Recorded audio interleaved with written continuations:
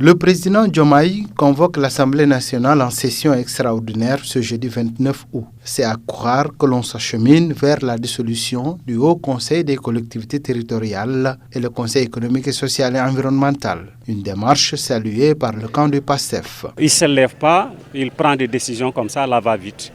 À chaque fois, il mûrit ses réflexions, il mûrit vraiment les actes avant de les poser.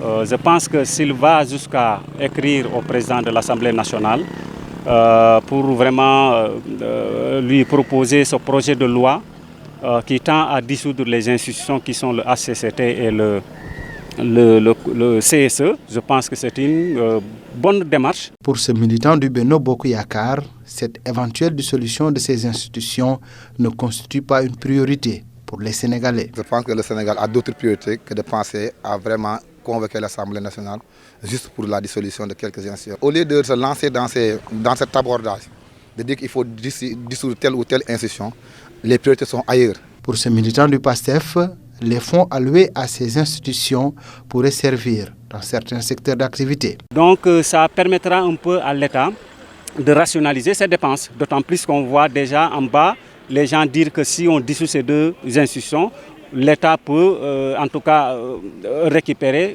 plus de 15 milliards de francs CFA. Je pense que c'est une bonne chose. Gora Gueye du Benno Bokk Yakaar voit le contraire. Ça n'a aucun impact.